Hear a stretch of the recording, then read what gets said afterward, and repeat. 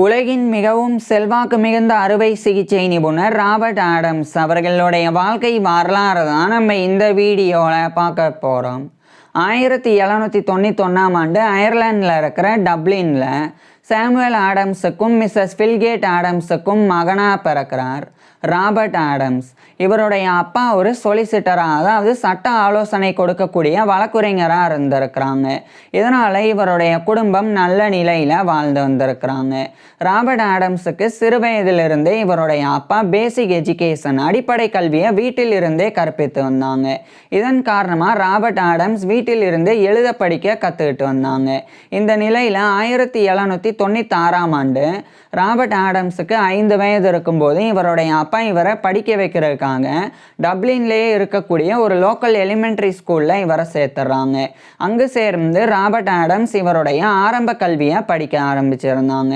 ஆரம்ப கல்வியின் போது ஃபிலாசபி, தத்துவம், ஹிஸ்டரி, வரலாறு, லிட்ரேச்சர், இலக்கியம் இது போன்ற கிளாசிக்கல் எஜுகேஷனை ராபர்ட் ஆடம்ஸ் படித்து வந்தாங்க.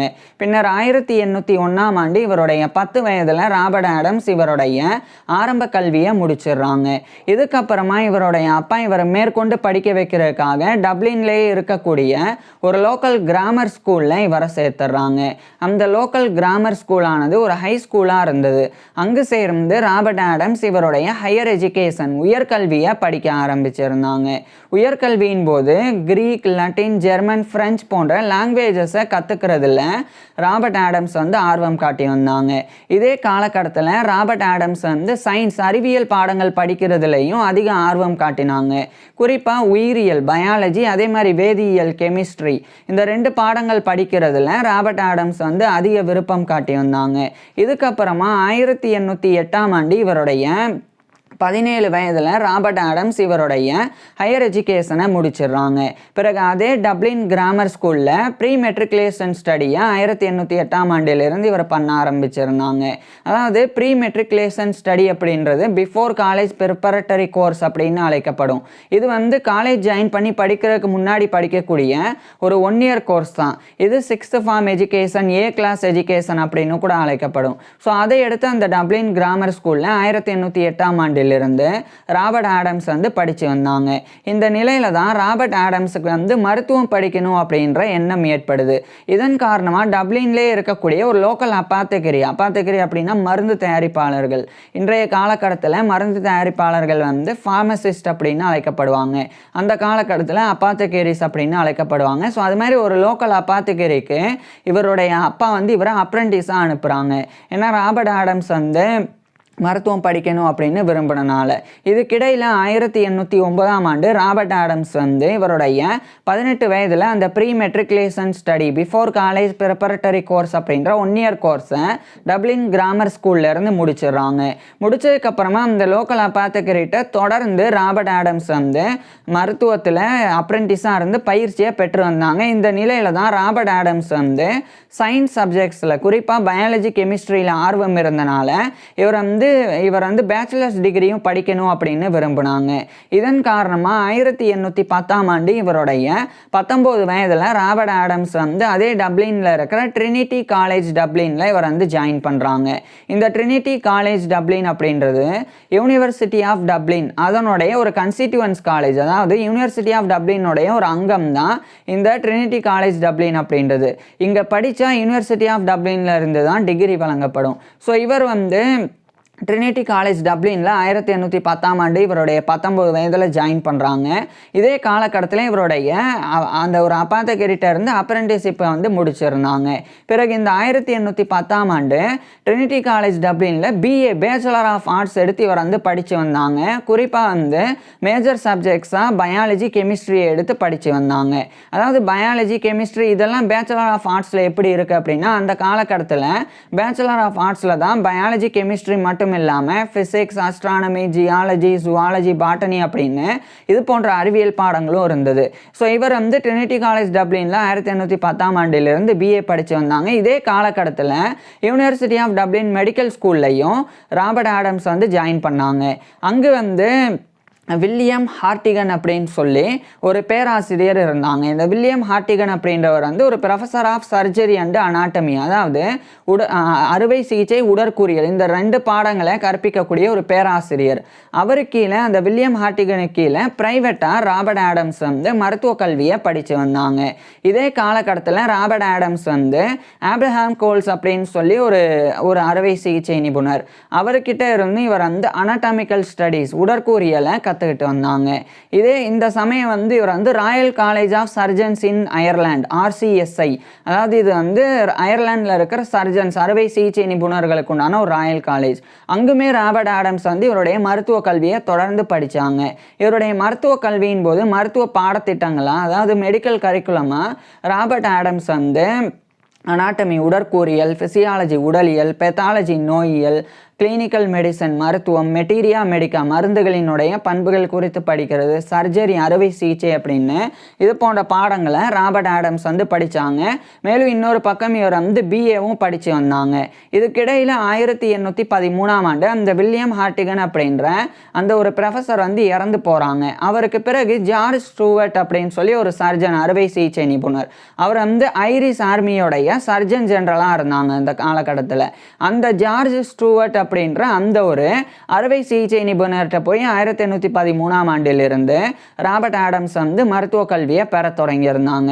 இதுக்கப்புறம் 1814ஆம் ஆண்டு ராபர்ட் ஆடம்ஸ் வந்து BA பேச்சுலர் ஆஃப் ஆர்ட்ஸ் வந்து ட்ரினிட்டி காலேஜ் டப்ளின்ல இருந்து முடிக்கிறாங்க. இதே 1814ஆம் ஆண்டு ஜார்ஜ் ஸ்டூவர்ட் இருந்து இவருடைய மருத்துவ கல்வியையும் ராபர்ட் ஆடம்ஸ் வந்து முடிக்கிறாங்க. இதுக்கப்புறமா ராபர்ட் ஆடம்ஸ் வந்து மேற்கொண்டு மருத்துவ கல்வியை பெறணும் அப்படின்றதுக்காக இந்த 1814ஆம் ஆண்டு இவருடைய 23 வயதில் அந்த BA டிகிரிலாம் முடிச்சதுக்கப்புறம் நேராக இவர் வந்து அயர்லாண்டில் இருக்கிற டப்ளின்ல இருந்து யூரோப் முழுக்க பல்வேறு நாடுகளுக்கு போகிறாங்க. குறிப்பாக இங்கிலாந்து, ஸ்காட்லாந்து, அதுக்கப்புறம் ஜெர்மனி போன்ற நாடுகளுக்கு ராபர்ட் ஆடம்ஸ் வந்து பயணம் பண்ணுறாங்க. அங்கெல்லாம் போய் ராபர்ட் ஆடம்ஸ் வந்து இவருடைய மருத்துவ கல்வியை படித்தாங்க.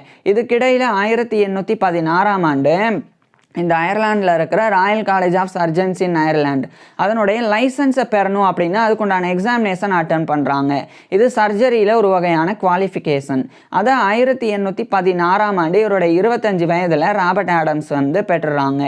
So licensed of the royal college of surgeons in Ireland LRCSI அப்படின்ற லைசன்ஸை 1816ஆம் ஆண்டு ராபர்ட் ஆடம்ஸ் பெறாங்க. மறுபடியும் அதுக்கப்புறம் அயர்லாண்டில் இருந்து மேலும் பல நாடுகளுக்கு யூரோப் முழுக்க ராபர்ட் ஆடம்ஸ் வந்து பயணம் பண்ணாங்க. பல்வேறு நாடுகளில் இருக்கக்கூடிய மெடிக்கல் காலேஜஸில் இவர் ஜாயின் பண்ணி அங்கே வந்து மருத்துவ கல்வியை ராபர்ட் ஆடம்ஸ் வந்து படித்தாங்க. பின்னர் இறுதி 1818ஆம் ஆண்டு ராபர்ட் ஆடம்ஸ் முழுமையாக இவருடைய மருத்துவ கல்வியை வந்து முடிச்சுட்டு அயர்லாண்டில் இருக்கிற டப்ளினுக்கு திரும்பிடுறாங்க. இந்த முறை டப்ளினில் இருக்கிற அந்த அயர்லாண்டில் இருக்கிற Royal college of surgeons in Ireland அதனுடைய ஒரு மெம்பராக 1818 நவம்பர் 2 அன்னைக்கு தேர்ந்தெடுக்கப்படுறாங்க. இது வந்து சர்ஜரியில் ஒரு டிப்ளமோ மாதிரி. So member of the royal college of surgeons in Ireland MRCSI அப்படின்ற மெம்பர்ஷிப் 1818 நவம்பர் 2 அன்னைக்கு பெறாங்க. அதே 1818ஆம் ஆண்டு இறுதி காலகட்டத்தில் அதே royal college of surgeons in அயர்லாண்டுடைய ஒரு ஃபெல்லோவாகவும் ராபர்ட் ஆடம்ஸ் வந்து தேர்ந்தெடுக்கப்பட்டுறாங்க.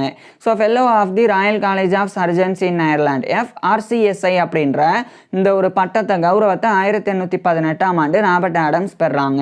கூடுதலாக அதே 1818ஆம் ஆண்டு டப்ளின்ல இருக்கக்கூடிய ஜெர்விஸ் ஸ்ட்ரீட், அங்கிருந்த ஜெர்விஸ் ஸ்ட்ரீட் ஹாஸ்பிட்டல், அங்கே இவர் வந்து ஒரு சர்ஜன் அறுவை சிகிச்சை நிபுணராக நியமிக்கப்படுறாங்க. இந்த ஜெர்விஸ் ஸ்ட்ரீட் ஹாஸ்பிட்டல் அப்படின்றது அந்த காலகட்டத்தில் இருந்தது. இந்த காலகட்டத்தில் அந்த இடமானது ஜெர்விஸ் ஷாப்பிங் சென்டராக வந்து மாறி இருக்கு. ஸோ அந்த ஜெர்விஸ் ஸ்ட்ரீட் ஹாஸ்பிட்டலில் இவர் ஒரு சர்ஜனாக 1818ஆம் ஆண்டிலிருந்து பணிபுரிய ஆரம்பிக்கிறாங்க. அதுக்கப்புறமா ராபர்ட் ஆடம்ஸ் வந்து அனாட்டமி, ஃபிசியாலஜி 2 பாடங்களில் அதிக ஆர்வம் காட்டினாங்க. அனாட்டமி அப்படின்றது உடற்கூறியல் அப்படின்னா உடல் உறுப்புகள், திசுக்கள், எலும்புகள் அவைகளினுடைய ஸ்ட்ரக்சர், கட்டமைப்பு குறித்து படிக்கிறது தான் அனாட்டமி, உடற்கூறியல் அப்படின்றது. உதாரணமாக நம்மளுடைய இருதயம் உடலில் எங்கே அமைஞ்சிருக்கு, அந்த இருதயத்தினுடைய வடிவம் என்ன, அந்த இருதயத்தில் எத்தனை சேம்பர்ஸ் அறைகள் இருக்குது, அந்த இருதயத்தில் இருந்து இரத்த நாளங்கள் எப்படி உடலில் பரவி இருக்குது, அதே மாதிரி நம்மளுடைய உடல் திசுக்களினுடைய தன்மை என்ன, நம்மளுடைய உடல் எலும்புகளினுடைய வடிவம் வடிவம் என்ன, இது மாதிரி உடல் உறுப்புகள், திசுக்கள், எலும்புகள் அவைகளினுடைய ஸ்ட்ரக்சர், கட்டமைப்பு குறித்து படிக்கிறது தான் இந்த ஒரு அனாட்டமி, உடற்கூறியல் அப்படின்றது. அதே சமயம் உடலியல் ஃபிசியாலஜி அப்படின்றது உடல் உறுப்புகளினுடைய ஃபங்க்ஷன், செயல்பாடுகள் குறித்து படிக்கிறது தான் ஃபிசியாலஜி. உதாரணத்துக்கு இதயம் எப்படி துடிக்குது, நம்மளுடைய உடல் எப்படி பிளட் சர்க்குலேட் ஆகுது, இது மாதிரியான உடலில் நடக்கிற ஃபங்க்ஷன், செயல்பாடுகள் குறித்து படிக்கிறது உடலியல், ஃபிசியாலஜி அப்படின்றது. இந்த 2 பாடங்களை மருத்துவ மாணவர்களுக்கு கற்பிக்கக்கூடிய ஒரு லெக்சரராக டப்ளினில் இவர் ராபர்ட் ஆடம்ஸ் வந்து ஆனாங்க. குறிப்பாக இந்த காலகட்டத்தில் ஜான் கெர்பி அப்படின்னு சொல்லி ஒரு மருத்துவர், அதே மாதிரி இன்னொரு மிஸ்டர் ரீட் அப்படின்னு இந்த 2 நபர்கள் கூட சேர்ந்து Peter street school of Medicine அப்படின்னு ஒரு மருத்துவக் கல்லூரியை இவர் வந்து நிறுவனாங்க. நிறுவன பிறகு அந்த பீட்டர் ஸ்ட்ரீட் ஸ்கூல் ஆஃப் மெடிசனில் ராபர்ட் ஆடம்ஸ் வந்து lecturer on anatomy and physiology, இந்த உடற்கூறியல், உடலியல், இந்த 2 பாடங்களை மருத்துவ மாணவர்களுக்கு விரிவுரையாக கற்பிக்கக்கூடிய ஒரு லெக்சராக 1820கள் காலகட்டத்தில் ராபர்ட் ஆடம்ஸ் வந்து பணிபுரிய ஆரம்பிக்கிறாங்க. அதாவது அனாட்டமி, ஃபிசியாலஜி அப்படின்றது மெடிக்கல் கரிக்குலம், மருத்துவ பாடத்திட்டத்தில் வரக்கூடிய 2 பாடங்கள். அது கூடுதலாக வந்து பெத்தாலஜி இருக்குது, அதுக்கப்புறம் வந்து சர்ஜரி, கிளினிக்கல் மெடிசன், மெட்டீரியா மெடிக்கா அப்படின்லாம் நிறைய சப்ஜெக்ட்ஸ் இருக்குது. இதில் இந்த 2 பாடங்கள் கற்பித்து வந்தாங்க. அதுக்கப்புறம் 1822ஆம் ஆண்டு டப்ளின்லேயே ராபர்ட் ஆடம்ஸ் வந்து மெக்லன்பர்க் ஸ்ட்ரீட்டில் வாழ்ந்து வந்தாங்க. அந்த மெக்லன்பர்க் ஸ்ட்ரீட்டில் ஒரு டைசெக்டிங் ரூம் மாதிரி ஒரு மெடிக்கல் ஸ்கூலை ராபர்ட் ஆடம்ஸ் வந்து 1822ஆம் ஆண்டு நிறுவனாங்க. இதுக்கப்புறம் அங்குமே ராபர்ட் ஆடம்ஸ் வந்து தொடர்ச்சியாக இவருடைய லெக்சர்ஸ் வந்து கொடுத்து வந்தாங்க. இந்த முறை அனாட்டமி, ஃபிசியாலஜி மட்டும் இல்லாமல் சர்ஜரி, அறுவை சிகிச்சையிலையும் ராபர்ட் ஆடம்ஸ் வந்து விரிவுரைகள் கொடுத்து வந்தாங்க. இந்த காலகட்டத்திலெல்லாம் ராபர்ட் ஆடம்ஸ் வந்து cardiac, respiratory, vascular and joint diseases இது குறித்துலாம் இவர் வந்து ரிசர்ச் பண்ண ஆரம்பிச்சிருந்தாங்க. அதில் ரொம்ப ஸ்பெஷலிஸ்டாகவும் ராபர்ட் ஆடம்ஸ் வந்து இருந்து வந்தாங்க. அதாவது கார்டியாக் அப்படின்றது இருதயவியல், அதை வந்து குறிக்குது. அதுக்கப்புறமா வந்து இந்த ரெஸ்பிரேட்டரி அப்படின்றது சுவாசம் சம்மந்தப்பட்ட, குறிப்பாக வந்து நுரையீரல் சம்மந்தப்பட்டது. வாஸ்குலர் அப்படின்றது இரத்த நாளங்கள் குறிக்கிறது. ஜாயிண்ட் அப்படின்றது வந்து நம்மளுடைய உடலில் இருக்கக்கூடிய மூட்டுகள், குறிப்பாக வந்து கை கால்கள் மூட்டுகள், அது இடுப்பு மூட்டு அப்படின்னு சொல்லி இது மாதிரியான மூட்டுகள் குறித்து படிக்கிறது. ஸோ இதிலெல்லாம் ராபர்ட் ஆடம்ஸ் வந்து ரிசர்ச்லாம் பண்ணாங்க. இந்த நிலையில தான் ரிச்சர்ட் கார்மைக்கல் அப்படின்னு ஒரு நபர், அதே மாதிரி ஈஃப்ரியம் மெக்டவல் அப்படின்னு இன்னொரு நபர், இவங்க 2 பேர் கூட இணைஞ்சு 1826ஆம் ஆண்டு ராபர்ட் ஆடம்ஸ் வந்து ஒரு முக்கியமான ஒரு ஸ்கூல் வந்து நிறுவனாங்க. அதுதான் வந்து ரிச்மண்ட் ஹாஸ்பிட்டல் மெடிக்கல் ஸ்கூல் அப்படின்னு 1826ஆம் ஆண்டு நிறுவனாங்க. டப்ளின்லேயே ரிச்மண்ட் ஹாஸ்பிட்டல் அப்படின்னு ஒரு மருத்துவமனை இருக்குது. அந்த ரிச்மண்ட் ஹாஸ்பிட்டலுக்கு தரப்பிலிருந்து ஒரு மெடிக்கல் ஸ்கூல் உருவாக்கணும் அப்படின்னு இந்த ரிச்சர்ட் கார்மைக்கல், அதுக்கப்புறம் ஈஃப்ரியம் மெக்டவல், அதே மாதிரி ராபர்ட் ஆடம்ஸ் 3 பேரும் இணைஞ்சு அதை வந்து 1826ஆம் ஆண்டு உருவாக்கினாங்க. அதுக்கப்புறமா அந்த Richmond hospital school of Medicine அப்படின்றது காலத்தில் கார்மைக்கல் ஸ்கூல் ஆஃப் மெடிசன் அப்படின்னு மாறி, அதுக்கப்புறம் அது royal college of surgeons in Ireland அதனுடைய ஒரு அங்கமாக மாறி அதுக்குள்ளேயே வந்து முழுமையாக வந்து அந்த royal college of surgeons in அயர்லாண்டில் சேர்ந்தது. ஸோ அந்த ஒரு ரிச்மண்ட் ஹாஸ்பிட்டல் மெடிக்கல் ஸ்கூல் அதனுடைய ஒரு ப்ரொஃபஸர் ஆஃப் சர்ஜரி, அறுவை சிகிச்சை பேராசிரியராக 1826ஆம் ஆண்டு ராபர்ட் ஆடம்ஸ் நியமிக்கப்படுறாங்க, இவருடைய 35 வயதில். அதுக்கப்புறம் ராபர்ட் ஆடம்ஸ் வந்து ரிச்மண்ட் ஹாஸ்பிட்டலில் ஒரு அசிஸ்டன்ட் சர்ஜன், உதவி அறுவை சிகிச்சை நிபுணராகவும் பணிபுரிய ஆரம்பிக்கிறாங்க. அதே மாதிரி அந்த ரிச்மண்ட் ஹாஸ்பிட்டல் ஸ்கூல் ஆஃப் மெடிசனுடைய ப்ரொஃபஸர் ஆஃப் சர்ஜரியாக மட்டும் இல்லாமல் அனாட்டமி, ஃபிசியாலஜி 2 பாடங்களினுடைய லெக்சரராகவும் பணிபுரிஞ்சு வந்தாங்க. இந்த நிலையில தான் ராபர்ட் ஆடம்ஸ் வந்து 1827ஆம் ஆண்டு ஒரு முக்கியமான ஒரு ரிசர்ச் பேப்பரை டப்ளின் ஹாஸ்பிட்டல் ரிப்போர்ட்ஸ் அப்படின்ற ஒரு ஜேர்னலில் வெளியிட்டாங்க. இது வந்து டப்ளின் ஹாஸ்பிட்டலுடைய ஒரு மெடிக்கல் ஜேர்னல் தான் டப்ளின் ஹாஸ்பிட்டல் ரிப்போர்ட்ஸ் அப்படின்றது.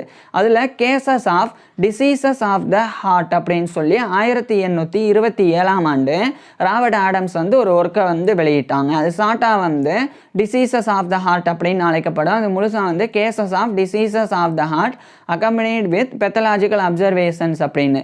இது 1827ல் ராபர்ட் ஆடம்ஸ் வந்து வெளியிட்டாங்க. இதில் இவர் வெளியிட்டிருந்தது என்னன்னா, ஒரு 68 வயது மதிக்கத்தக்க ஒரு முதியவர், அவர் வந்து திடீர்னு மயக்கம் போட்டு விழுகிறாங்க. ஸோ அப்போ ராபர்ட் ஆடம்ஸ் வந்து அவருக்கு பரிசோதனை பண்ணி அவருக்கு ஏற்பட்டிருக்கிறது சடனாக வந்து இருதயத்தினுடைய துடிப்பு வந்து நின்றுக்குது, இல்லைனா இதய துடிப்பு வந்து ஸ்லோ ஆகிருக்கு, அதனால தான் இவர் வந்து மயக்கம் போட்டிருக்கிறாங்க. அப்படி இந்த இருதய துடிப்பு ஸ்லோவாகிறதோ அல்லது தற்காலிகமாக நின்று அதன் மூலமாக மயக்கம் ஏற்பட்டால் அந்த ஒரு மயக்கத்திற்கு இதுக்கு பேர் வந்து சின்கப்பி அப்படின்னு அழைக்கப்படும். ஸோ அது அப்படின்னு ராபர்ட் ஆடம்ஸ் வந்து இதை வந்து 1827ஆம் ஆண்டு டிஸ்கிரைப் பண்ணாங்க அந்த ஒரு சிண்ட்ரோமை. அதாவது இருதய துடிப்பு வந்து ஒன்று ஸ்லோவாகும் அல்லது முழுமையாக வந்து கொஞ்சம் ஒரு சில நொடிகளுக்கு நிற்கும். அப்படி ஏற்படும் போது இந்த மயக்கம் ஏற்படுது அப்படின்றத ராபர்ட் ஆடம்ஸ் வந்து தொடர்பு படுத்தி இந்த இருதயத்தில் இருக்கக்கூடிய எலக்ட்ரிக்கல் சிஸ்டமுக்கும் நம்மளுடைய மயக்கத்துக்கும் சம்மந்தம் இருக்குது அப்படின்னு ராபர்ட் ஆடம்ஸ் வந்து இந்த டிசீசஸ் ஆஃப் த ஹார்ட் அப்படின்ற ஒர்க்கில் வெளியிட்டாங்க. அதுக்கப்புறம் ராபர்ட் ஆடம்ஸ் வந்து தொடர்ச்சியாக அந்த ட்ரினிட்டி காலேஜ் அங்கே வந்து இவர் எம்ஏ மாஸ்டர் ஆஃப் ஆர்ட்ஸும் வந்து படித்து வந்தாங்க. இது 1830 காலகட்டத்தில். இதுக்கப்புறம் 1832ஆம் ஆண்டு ராபர்ட் ஆடம்ஸ் வந்து அந்த ட்ரினிட்டி காலேஜ் டப்ளின்லேருந்து இவருடைய 41 வயதில் எம்ஏ வந்து முடிச்சிடுறாங்க.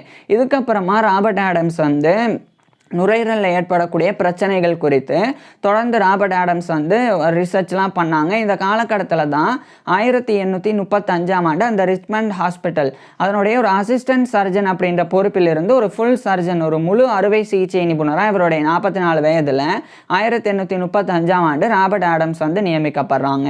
அதுக்கப்புறம் ராபர்ட் ஆடம்ஸ் வந்து ரூமேட்டிக் ஆர்த்தரைட்டிஸ் அது குறித்து ரிசர்ச் பண்ணுறாங்க. இந்த ரூமேட்டிக் ஆர்த்தரைட்டிஸ் அப்படின்றதும் அதே மாதிரி ரூமேட்டிக் கவுட் அப்படின்றதும் இது வந்து வாத நோயை குறிக்குது. குறிப்பாக வந்து மூட்டு தேய்மானம் ஏற்படுறது, நம்மளுடைய கை கால்களில் இருக்கக்கூடிய மூட்டுகள் தேய்மானம் அடைகிறது மூலம் நமக்கு வலிகள் ஏற்படும். அது வந்து ரூமேட்டிக் ஆர்த்தரைட்டிஸ் அப்படின்றது.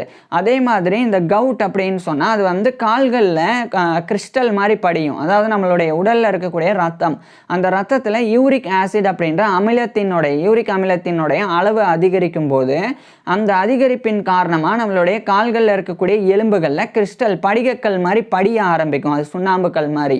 அப்படி படிகிறனால நமக்கு வலி ஏற்பட்டு அது வந்து குணப்படுத்த முடியாத ஒரு நோயாக மாறும். அதுதான் கவுட் அப்படின்றது. இந்த ரூமேட்டிக் ஆர்த்தரைட்டிஸ் அப்படின்ற மூட்டுகளில் ஏற்படக்கூடிய மூட்டு தேய்மானங்கள் குறித்தும் அதேமாதிரி கவுட் அப்படின்ற யூரிக் ஆசிட்டோடைய அதிகரிப்பினால் ஏற்படக்கூடிய இந்த ஒரு சேதம், இந்த இரண்டு குறித்தும் ராபர்ட் ஆடம்ஸ் வந்து இந்த காலகட்டத்தில் தொடர் ஆராய்ச்சியை மேற்கொண்டாங்க. அதுக்கப்புறம் 1838ஆம் ஆண்டு ராயல் ஐரிஷ் அகாடமி RIA அதனுடைய ஒரு மெம்பராக இவர் வந்து தேர்ந்தெடுக்கப்பட்டாங்க. So member of the royal Irish academy MRIA அப்படின்ற மெம்பர்ஷிப்பை 1838ஆம் ஆண்டு ராபர்ட் ஆடம்ஸ் வந்து பெற்றாங்க. இதுக்கப்புறம் ஒரு பெரிய கௌரவத்தை 1840ஆம் ஆண்டு ராபர்ட் ஆடம்ஸ் பெற்றாங்க. இந்த 1840ஆம் ஆண்டு தான் Royal college of surgeons in Ireland அதனுடைய ஒரு பிரசிடெண்டாகவே முதல் முறை ராபர்ட் ஆடம்ஸ் வந்து நியமிக்கப்பட்டாங்க. அதுக்கப்புறம் பிரசிடெண்டாக இருக்கும்போதே அதே 1840ஆம் ஆண்டு முழங்கால் மூட்டில் ஏற்படக்கூடிய ஒரு பாதிப்பு அது குறித்து இவர் வந்து கிரானிக் ரூமேட்டிக் ஆர்த்தரைட்டிஸ் ஆஃப் த நீ ஜாயிண்ட் அப்படின்ற டைட்டிலில் 1840ஆம் ஆண்டு ராபர்ட் ஆடம்ஸ் ஒரு முக்கியமான ஒர்க் எழுதி வெளியிட்டாங்க. இதுக்கப்புறமா 1841ஆம் ஆண்டு ராபர்ட் ஆடம்ஸ் வந்து அதாவது இந்த 1840 காலகட்டத்திலேயே royal college of surgeons in அயர்லாண்டோடைய பிரசிடெண்டாக இருக்கும்போது இவர் வந்து MBCHB படித்து வந்தாங்க. MBCHB அப்படின்னா மெடிசனே பேக்லோரியஸ் ரெஜியை அப்படின்னு அர்த்தம். இது வந்து லட்டினில். இதே இங்கிலீஷில் வந்து MBBS bachelor of medicine and bachelor of surgery. இதை தான் ராபர்ட் ஆடம்ஸ் வந்து படித்தாங்க. இது ஆக்சுவலாக இவர் வந்து சிறு வயதிலேயே இளம் வயதில் படிச்சிருக்கணும். ஆனால் இவர் வந்து இப்போ இந்த மாதிரி டிகிரி படிக்காமல் இவர் கூடுதலாக 1810 டு 1818 வரைக்கும் மருத்துவ கல்வியை இவர் வந்து ப்ராக்டிக்கலாகவும் அதே மாதிரி தியரிட்டிக்கலாகவும் படித்தாங்க. ஆனால் ஃபார்மலாக படிக்கலை. ஸோ இதனால் இவர் வந்து ஃபார்மலாக படிக்கிறாங்க. இந்த காலகட்டத்திலேயே இவர் வந்து மெடிசனே போஸ்ட் கிராஜுவேட்டான டாக்டர் ஆஃப் மெடிசன் அப்படின்ற MD டிகிரி அதையுமே யூனிவர்சிட்டி ஆஃப் டப்ளின் மெடிக்கல் ஸ்கூலில் ராபர்ட் ஆடம்ஸ் வந்து படித்து வந்தாங்க. இந்த நிலையில் தான் 1841ஆம் ஆண்டு இவருடைய 50 வயதில் ராபர்ட் ஆடம்ஸ் வந்து மிஸ் லெபஸ் அப்படின்ற ஒரு பெண்ணை வந்து திருமணம் பண்ணிக்கிறாங்க. திருமணத்துக்கு அப்புறமா ராபர்ட் ஆடம்ஸுக்கும் இவருடைய மனைவியான மிஸ்ஸஸ் லெபஸ் ஆடம்ஸ் இவங்க 2 பேருக்கும் எத்தனை குழந்தைகள் பிறந்தது அப்படின்றத ராபர்ட் ஆடம்ஸ் வந்து குறிப்பிடலை. இருந்தாலும் இவங்களுடைய திருமண வாழ்க்கை மகிழ்ச்சியாக இருந்து வந்தது. இதுக்கிடையில் ராபர்ட் ஆடம்ஸ் வந்து 1842ஆம் ஆண்டு அந்த எம்பிசிஹெச்பி மெடிசனே பேக்லோரேஸ் ரெஜி அப்படின்ற எம்பிபிஎஸ், அந்த ஒரு bachelor of medicine and bachelor of surgery, இதை வந்து இந்த யூனிவர்சிட்டி ஆஃப் டப்ளின்ல இருந்து 1842ஆம் ஆண்டு இவருடைய 51 வயதில் ராபர்ட் ஆடம்ஸ் முடிக்கிறாங்க. அதுக்கப்புறம் அதே 1842ஆம் ஆண்டு ராபர்ட் ஆடம்ஸ் வந்து டாக்டர் ஆஃப் மெடிசன் அப்படின்ற எம்டி டிகிரியையும் யூனிவர்சிட்டி ஆஃப் டப்ளின்ல இருந்து முடிக்கிறாங்க.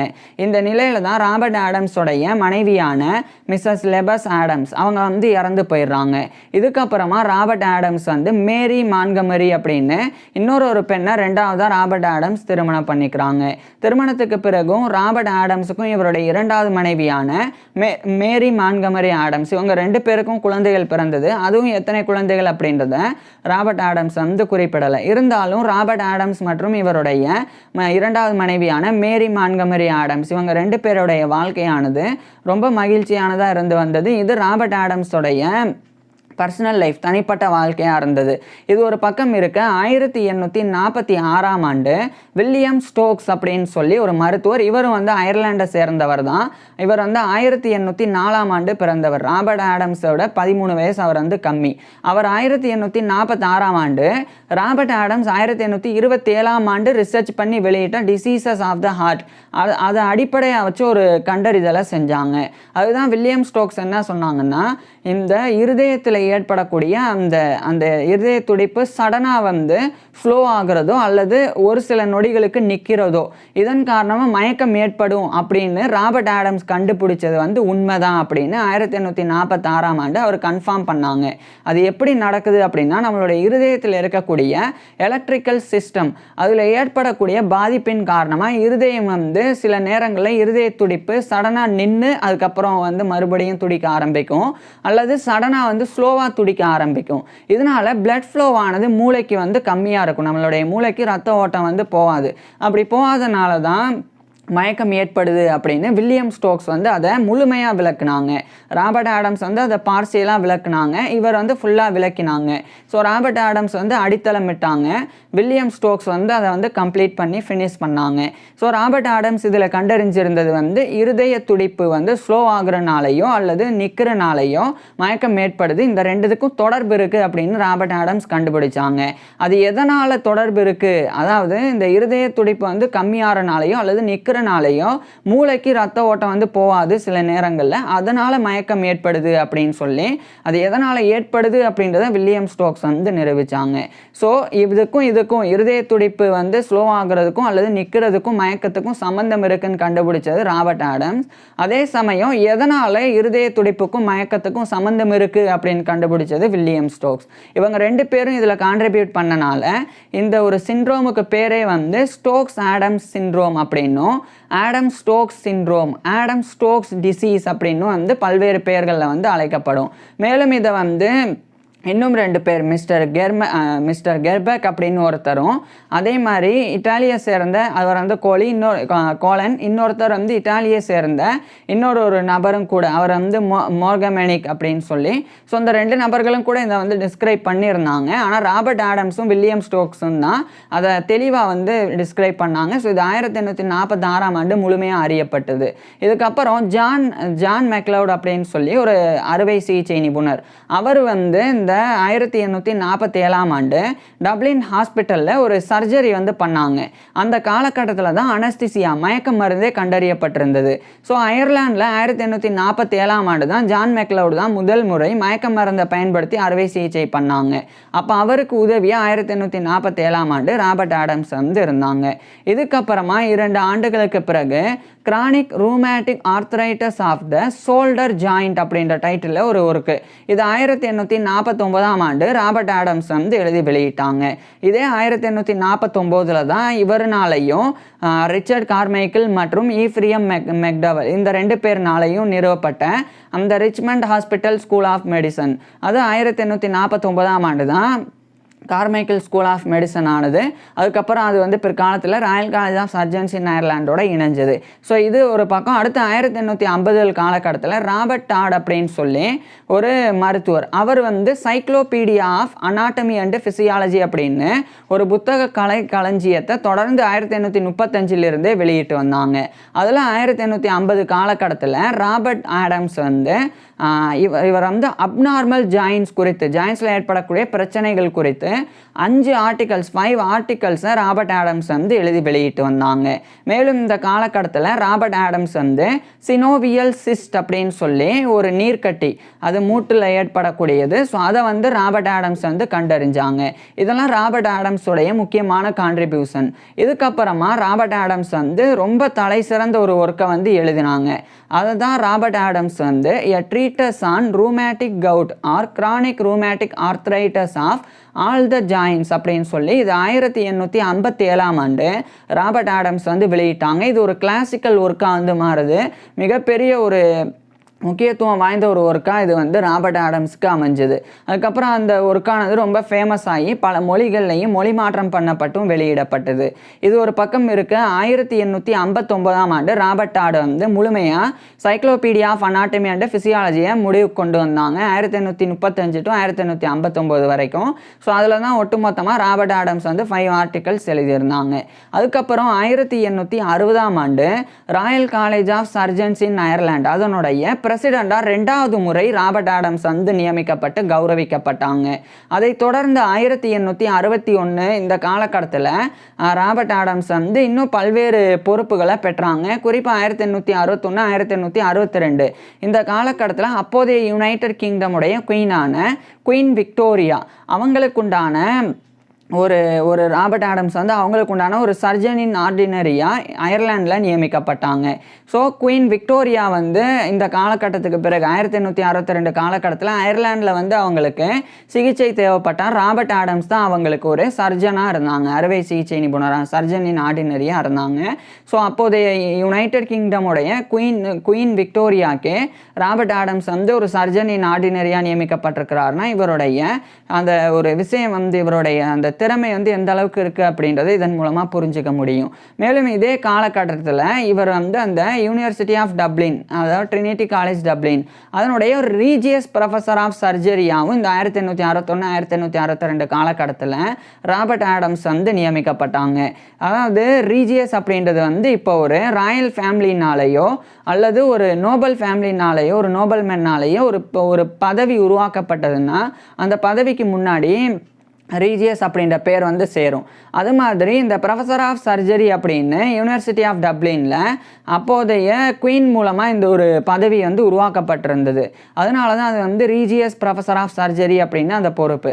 So regius professor of surgery அறுவை சிகிச்சை பேராசிரியராக ராபர்ட் ஆடம்ஸ் வந்து இந்த காலகட்டத்தில் 1862 காலகட்டத்தில் யூனிவர்சிட்டி ஆஃப் டப்ளினில் பணிபுரிய தொடங்குறாங்க. மேலும் இந்த காலகட்டத்தில் ராபர்ட் ஆடம்ஸ் வந்து டப்ளின் பெத்தாலஜிக்கல் சொசைட்டி, பெத்தாலஜி அப்படின்றது நோயியல் அப்படின்னா நோய் கிருமிகள், அந்த நோய் கிருமிகள் ஏற்படுத்தக்கூடிய நோய்கள், அந்த நோயினால் பாதிக்கப்பட்ட உடல் திசுக்களினுடைய தன்மைகள், அது குறித்தெல்லாம் படிக்கிறது தான் பெத்தாலஜி. ஸோ அந்த பெத்தாலஜிக்காக ஒரு டப்ளினில் ஒரு சொசைட்டி இருந்தது, அதுதான் வந்து டப்ளின் பெத்தாலஜிக்கல் சொசைட்டி. அதனுடைய ஒரு பிரசிடெண்டாகவும் ராபர்ட் ஆடம்ஸ் வந்து நியமிக்கப்பட்டாங்க. அதுக்கப்புறமா அயர்லாண்டில் குயின்ஸ் யூனிவர்சிட்டி உருவாக்கப்பட்டது. அந்த குயின்ஸ் யூனிவர்சிட்டி உருவாக்கப்படுறதுக்கு ஒரு சேனிட்டராக இருந்து ராபர்ட் ஆடம்ஸ் வந்து முக்கிய காரணமாக இருந்தாங்க. இதுக்கப்புறம் 1867 Royal college of surgeons in Ireland அதனுடைய பிரசிடெண்டாக 3வது முறை ராபர்ட் ஆடம்ஸ் வந்து நியமிக்கப்பட்டாங்க. ஸோ ஒட்டுமொத்தமாக 1840 1860 1867 அப்படின்னு 3 முறை ராபர்ட் ஆடம்ஸ் வந்து Royal college of surgeons in அயர்லாண்டுடைய ஒரு பிரசிடெண்டாக நியமிக்கப்பட்டாங்க. ஒரு முறை நியமிக்கப்படுறதே மிகப்பெரிய கௌரவம். 3 முறை ராபர்ட் ஆடம்ஸ் வந்து நியமிக்கப்பட்டது இவர் கிடைச்ச மிக ஒரு பெருமையாக இருந்தது. இந்த காலகட்டத்திலையும் கூட தொடர்ச்சியாக யூனிவர்சிட்டி ஆஃப் டப்ளினுடைய ரீஜியஸ் ப்ரொஃபஸர் ஆஃப் சர்ஜரியா ராபர்ட் ஆடம்ஸ் வந்து தொடர்ந்து பணிபுரிஞ்சாங்க. 1870களுக்கு பிறகும் அந்த பணியில் இருந்தாங்க. அதேமாதிரி குயின் விக்டோரியாக்கான சர்ஜன் இன் ஆர்டினரியாவும் ராபர்ட் ஆடம்ஸ் வந்து இருந்து வந்தாங்க. இதுக்கப்புறம் 1857 இவர் வெளியிட்ட ஒர்க்கை 1873ஆம் ஆண்டு அதனுடைய 2வது பதிப்பு செகண்ட் எடிஷன் வந்து a treatise on rheumatic gout or chronic rheumatic arthritis of all the joints அப்படின்றதுனுடைய செகண்ட் எடிஷன் 2வது பதிப்பை 1873ஆம் ஆண்டு ராபர்ட் ஆடம்ஸ் வெளியிடுறாங்க. இதுவும் வந்து ரொம்ப ஃபேமஸான ஒரு ஒர்க்காக வந்து மாறுது. ஸோ ஒட்டுமொத்தமாக இது வந்து கிளாசிக்கல் ஒர்க்காக கருதப்பட்டது. ஸோ ரூமேட்டிக் ஆர்த்தரைட்டஸ், கவுட் இது போன்ற நோய்களுக்கு சிகிச்சை கொடுக்கறதுல தலை சிறந்த அறுவை சிகிச்சை நிபுணராகவும் செல்வாக்கு மிகுந்த ஒரு இன்ஃப்ளூயன்சலான சர்ஜனாகவும் ராபர்ட் ஆடம்ஸ் வந்து இருந்து வந்தாங்க. இப்பேற்பட்ட நபரே வந்து பிற்காலத்தில் கவுட்னால பாதிக்கப்படுறாங்க. அதாவது ராபர்ட் ஆடம்ஸோடைய ரத்தத்தில் யூரிக் ஆசிடோடைய அளவு வந்து அதிகரித்து அவருடைய கால்களில் அந்த இதெல்லாம் பாதிக்கப்படுது. அதாவது படிகக்கல்கள்லாம் படிஞ்சு அவருக்கு வந்து வலியை ஏற்படுத்துது. இதே காலகட்டத்தில் ராபர்ட் ஆடம்ஸ் வந்து இருதய நோயினாலையும் பாதிக்கப்பட்டாங்க.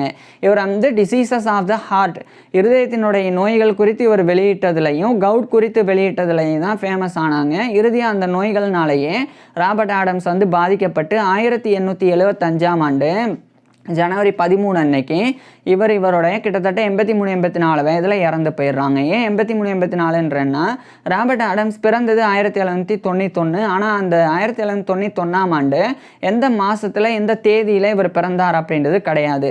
இதனால் இவர் இறப்பு தேதி ஜனவரி 13. இதை வச்சு பார்க்கும்போது ஒருவேளை இவர் ஜனவரி 13 1791 அதுக்கு பிறகு பிறந்திருந்தார்னா ராபர்ட் ஆடம்ஸ் இறக்கும்போது இவருக்கு வயது 83. ஒருவேளை 1791 ஜனவரி 13க்கு முன்னாடி ராபர்ட் ஆடம்ஸ் பிறந்திருந்தார்னா இவர் இறக்கும்போது இவருக்கு வயது 84. அதனால தான் 83-84 அப்படின்னு சொல்கிறேன். ஸோ 1875 ஜனவரி 13 அன்னைக்கு இவருடைய 83-84 வயதில் ராபர்ட் ஆடம்ஸ் வந்து இறந்து போயிடுறாங்க. இதுலேயும் சில விஷயங்கள் இருக்குது. ஜனவரி 13 அப்படின்றதும் ஒரு சில இடங்களில் மட்டும் ஜனவரி 16 அப்படின்னு இருக்குது. இருந்தாலும் ஜனவரி 13 1875 தான் உறுதி செய்யப்பட்டிருக்கு. ஸோ ராபர்ட் ஆடம்ஸ் வந்து முழுமையாக 80 ஆண்டுகளுக்கு மேலே வாழ்ந்து இவர் வந்து மறைஞ்சாங்க. இவர் மறைந்த பிறகும் இன்னைக்கு வரைக்குமே இந்த மாதிரி இருதய துடிப்பு வந்து நிற்கிறதோ, அதாவது கொஞ்ச நேரம் மட்டும் திடீர்னு சில நொடிகள் இருதய துடிப்பு வந்து நிற்கிறதோ அல்லது சில நொடிகள் மட்டும் அந்த இருதய துடிப்பு வந்து ஸ்லோவாகி நமக்கு ரத்த ஓட்டம் மூளையில் வந்து குறைவாகி அதன் மூலமாக நமக்கு ஏற்படக்கூடிய அந்த சின்கோபி அப்படின்ற மயக்கம், அதுக்கு வந்து அந்த ஒரு மெடிக்கல் கண்டிஷனுக்கு இன்னைக்கு வரைக்குமே அந்த ஆடம்ஸ் ஸ்டோக்ஸ் சிண்ட்ரோம் அப்படின்னு ராபர்ட் ஆடம்ஸ் மற்றும் வில்லியம் ஸ்டோக்ஸ் இவங்களுடைய பேர் வந்து அதுக்கு வந்து இடப்பட்டிருக்குது. ஸோ ராபர்ட் ஆடம்ஸ் இறந்து இவ்வளோ ஆண்டுகளுக்கு பிறகும் கூட அந்த ஒரு மெடிக்கல் கண்டிஷன் மூலமாக இன்னைக்கு வரைக்குமே வந்து ராபர்ட் ஆடம்ஸ் வந்து நினைவில் கொள்ளப்படுறாங்க. ஸோ இப்பேற்பட்ட ராபர்ட் ஆடம்ஸ் பற்றி நீங்கள் என்ன நினைக்கிறீங்க அப்படின்றத கீழே கமெண்ட்ஸில் சொல்லுங்கள். உங்களுக்கு எந்த மாதிரியான டாபிக்ஸில் எந்த மாதிரியான வீடியோஸ் வேணும் அப்படின்றதையும் கீழே கமெண்ட்ஸில் சொல்லுங்கள். ஒரே ஒரு விஷயம், இவர் வந்து 1861ஆம் ஆண்டு MCH அதாவது மெஜிஸ்ட்ரேட் சிர்ஜி அப்படின்றது லட்டினில், இது இங்கிலீஷில் மாஸ்டர் ஆஃப் சர்ஜரி MS, அதை வந்து 1861ஆம் ஆண்டு இவருடைய 70 வயதில் ராபர்ட் ஆடம்ஸ் வந்து பெற்றாங்க. இதை மட்டும் சொல்ல தவறிட்டேன். தேங்க்யூ.